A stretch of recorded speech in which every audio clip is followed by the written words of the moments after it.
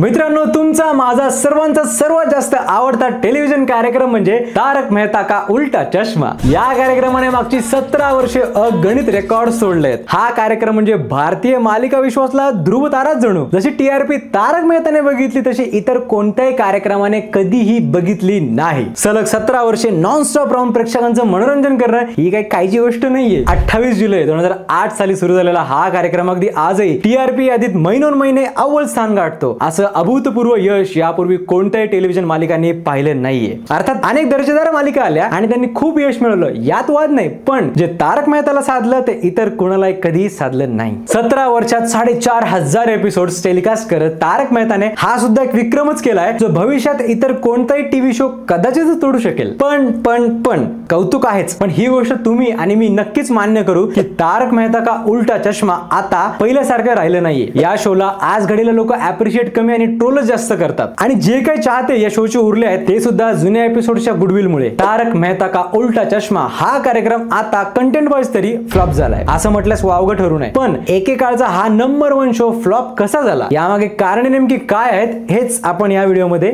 जाणून घेणार आहोत। नमस्कार, मी संकल्प पाटील स्वागत करतो तुमचं दैनिक बोंबा बोंब मध्ये। माझ्याकडे ना काही मुद्दे आहेत ज्यामुळे कदाचित या शोचा डाऊनफॉल झाला असावा, बघा तुम्हाला पटतायत का। नंबर 1, कार्यक्रमाचा बदललेला हेतू। 2008 साली हा कार्यक्रम जेव्हा सुरू झाला होता तेव्हा कार्यक्रमाचा मूळ हेतू होता प्रेक्षकांचं मनोरंजन करणे। मात्र 6-7 वर्षानंतर हळूहळू या कार्यक्रमाचा हा मूळ हेतू बदलायला लागला। समाज प्रबोधन करणे हे निर्मात्यांना महत्त्वाचं वाटू लागलं। कॉमेडी झाली गायब आणि प्रत्येक एपिसोड मध्ये नागरिक शास्त्राचे धडे गिरवले जाऊ लागले। प्रेक्षकांना हसवण्याच्या ऐवजी त्यांना ज्ञान देण्यातच निर्मात्यांना जास्त रस वाटू लागला। परिणामी लोकांना ही बाब खटकू लागली। अनेकांनी याच काळात हा कार्यक्रम बघणं जरा कमीच केलं। नंबर 2, कलाकारांनी सोडून जाणं। तारक मेहता का उल्टा चष्मा मध्ये कलाकारांची फौज होती, अक्षरशः फौज होती। जवळजवळ 25 पात्र होती। या सगळ्या पात्रांनी या कार्यक्रमात जीव ओतला होता, मजबूत पात्र उभी केली होती। सगळ्यात जास्त प्रसिद्धी मिळाली ती दयाबेन आणि जेठालाल यांना। दिलीप जोशी आणि दिशा वकानी यांनी या पात्रांना आणि या पात्रांनी या दोघांना अमाप प्रसिद्धी मिळवून दिली। पण 2017 साली दिशा यांचं लग्न झालं आणि 2018 पासून त्यांनी या कार्यक्रमातून काढता पाय घेतला। त्यांना मुलगी झाल्यामुळे त्यांनी तिच्या संगोपनाला जास्त वेळ दिला, मालिकेकडे दुर्लक्ष झालं। मध्ये मध्ये एखाद्या भागात त्या दिसायच्या, पण एक वेळ अशी आली की त्यांनी या कार्यक्रमाला कायमचाच रामराम ठोकला। बरं, एखादा कलाकार सोडून गेलाय तरी ते पात्र महत्त्वाचं आहेच ना, त्याला योग्य त्या वेळेत न्याय देणं गरजेचं आहेच ना। पण नाही, जवळपास 6 वर्ष झाली आहेत पण दयाबेनचा काहीच पत्ता नाहीये आणि प्रेक्षकांना वेळेत काढणं फक्त सुरू आहे। दिशा वकानी या एकमेव कलाकार नसून भव्य गांधी, शैलेश लोढा, जेनिफर मिस्त्री बन्सीवाल, मोनिका भदौरिया, कुश शहा, नेहा मेहता, राज अनडकट, गुरुचरण सिंग, झील मेहता, निधी भानुशाली अशा अनेक कलाकारांनी हा कार्यक्रम सोडला। मुख्य म्हणजे काही महिला कलाकारांनी तर कार्यक्रमाच्या निर्मात्यावर लैंगिक छळाचे सुद्धा आरोप उघडपणे लावले। 1-2 नाही तर अनेक कलाकार गेले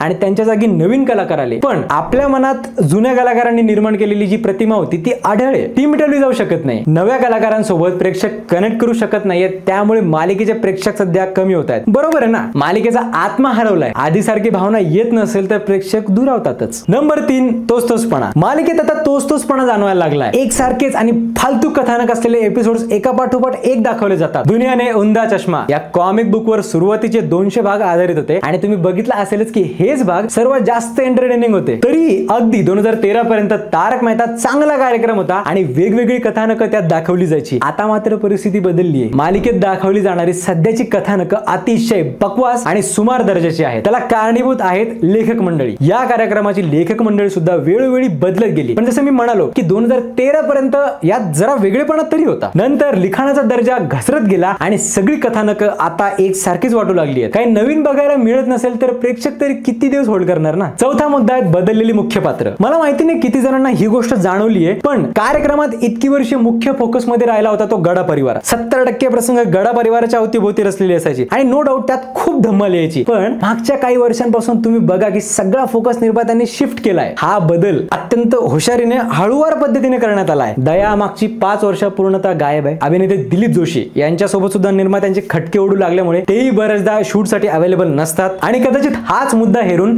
निर्मात्यांनी आता सगळा फोकस भिडे परिवाराकडे शिफ्ट केला आहे। आता जास्तीत जास्त किस्से घडतात ते भिडे परिवाराशी संबंधित किंवा भिडे परिवार त्यात लीडला तरी असतो। आता जेठालाल आणि परिवार हे साइड कॅरेक्टर झाले आहेत। 5वा मुद्दा आहे कृत्रिमता। तारक मेहता आता लोकांना न आवडण्याचं आणखी एक कारण म्हणजे त्यात आलेली कृत्रिमता। आधी तुम्ही बघा की कॅमेरा क्वालिटी ठीकठाक होती, तेव्हा कार्यक्रमाला रिस्पॉन्स दमदार होता। आता कॅमेरे HD 4K झालेत, पण आधी सारखी मजा राहिली नाही. आता तुम्ही म्हणाल की मालिकेच्या दर्जाशी कॅमेराचा काय संबंध बाबा? पण संबंध आहे. तारक मेहता लोकांना प्रथमदर्शनी का आवडलं? कारण त्याला लोकांना रिलेट करता आलं. व्हिज्युअली पण मालिका खऱ्या आयुष्यासारखीच दिसायची, थोडीशी गडद, थोडीशी डस्की. मालिकेतले कलाकार सुद्धा तुमच्या माझ्यासारखेच वागायचे. पण आता सगळं कसं चमकदार झालंय. व्हिज्युअली चांगलं दिसतंय पण त्याला आपल्याला रिलेट करता येत नाहीये. कलाकार सुद्धा असे जगावेगळे वागतात की त्यांच्यात जे आपलं प्रतिबिंब दिसत होतं ना ते आता दिसत नाहीये. 6वा मुद्दा आहे गोष्टी खेचणे. या मालिकेत कायम वेगवेगळे प्रसंग दाखवले जायचे. ही खरं तर प्रसंगांचीच एक मालिका होती. वेगवेगळ्या पात्रांच्या आयुष्यात काही ना काही समस्या यायच्या आणि त्यावर काही भाग बनवले जायचे ज्या त्या समस्या ही पात्र सोडवताना दिसायचे. तर अगदी कमी भागात एक प्रसंग उरकला जायचा, फार तर आठवडाभर तो चालायचा. हे चक्र अगदी 5 वर्ष चाललं. पण 2015 नंतर निर्मात्यांना काय झालं कोण जाणे, एक प्रसंग 15 ते 20 भागांपर्यंत खेचला जाऊ लागला आणि पुढे पुढे तर हा प्रकार इतका वाढला की एक प्रसंग 30 भागांपर्यंत खेचला जाऊ लागला. लॉकडाऊनच्या त्यांनी दाखवलेल्या आर्क मध्ये त्यांनी 40 ते 50 भाग खपवले. म्हणजे 2 महिना एकच प्रसंग चालवला. गोष्टी इतक्या प्रमाणावर खेचल्या गेल्या की लोकांचा इंटरेस्ट संपून जातो. हा मुद्दा गंभीर असूनही निर्माते का विचारात घेत नाहीत कोण जाणे. 7वा मुद्दा जरा महत्वाचा आहे, निर्माते आणि सरकार प्रिय धोरण. या कार्यक्रमाचे निर्माते आहेत आसित कुमार मोदी, जे गुजरात मधून आहेत. मालिकेचे मोस्ट ऑफ द कलाकार सुद्धा गुजरातीच आहेत. या मालिकेच्या बाबतीत एक गोष्ट जर तुम्ही बघितली असेल तर तुम्हाला लक्षात आला असेल की आधीपासूनच मालिकेचा जास्तीत जास्त ओढा गुजरातकडेच होता. मुख्य परिवार गुजराती होता. सगळं आपलं अहमदाबाद गुजरात असंच चालायचं. याशिवाय मालिकेतले अनेक कलाकार 2014 आणि 2019च्या निवडणुकांमध्ये विशिष्ट पक्षाचा प्रचार करताना दिसले. तेही अगदी ग्राउंड लेवलवर उतरून. त्यांचे अनेक फोटो सुद्धा आपल्याला बघायला मिळतील. पण मग याचा मालिकेवर कसा परिणाम होणार? तर सरकारने स्वच्छ भारत अभियान सुरू केल्यावर या कार्यक्रमाला प्रमोशनल पार्टनर बनवून घेतलं. कार्यक्रमात अनेक प्रसंग दाखवून हे अभियान प्रमोट केलं गेलं. पण हे एवढ्यापुरतच मर्यादित राहिले नाही. तिथून पुढे सरकारच्या अनेक गोष्टींचं प्रमोशन करताना हा कार्यक्रम कचरला नाही. पण हे करण्यात ते इतके गुंतून गेले की मनोरंजन मागे राहिलं आणि ज्ञान वाटपच जास्त झालं. आणि एक मोठी मेख तर पुढे 2014 पूर्वी या कार्यक्रमात पात्र सरकारवर, सरकारी धोरणांवर सडकून टीका करायचे. तेव्हा त्यांच्या सामान्य संभाषणात सुद्धा महागाई, भ्रष्टाचार असे मुद्दे यायचे. मात्र 2014 नंतर ते गायब झाले. आता याला अजेंडा म्हणावं की इतर काही तुम्हीच ठरवा. तर मित्रांनो, ही आणि अशी अनेक कारणं आहेत ज्यामुळे मला वाटतं की तारक मेहता आता लोकांना आवडत नाहीये. प्रेक्षक आजही हा कार्यक्रम पाहतात पण नवे भाग नाही, जुने भाग पाहतात. 17 वर्ष झाली हा कार्यक्रम अजूनही सुरू आहे. अजूनही तो TRP रेस मध्ये अव्वल आहे. पण आता प्रेक्षकांनी सुद्धा हात जोडले आहेत. काही गोष्टीत तर कार्यक्रम खूपच जास्त लय गमावून बसलाय. निर्मात्यांना काही गोष्टी अजिबात व्यवस्थितपणे हाताळता आल्या नाहीयेत. उदाहरण सांगायचं झालं तर टप्पू सिन्हा 2015 साली शाळा संपवून कॉलेजमध्ये गेली होती. 10 वर्षानंतर आजही कॉलेजमध्येच जाते. काही ताळमेळच राहिला नाहीये. असो, हे मुद्दे तुम्हाला कसे वाटले आणि तुम्हाला काय वाटतं? अजून काय कारण असतील ज्यामुळे हा कार्यक्रम आता फ्लॉप झालाय? कमेंट्स मध्ये नक्की सांगा आणि दैनिक बोंबाबोंबला सबस्क्राईब करायला तुम्ही विसरू नका. धन्यवाद.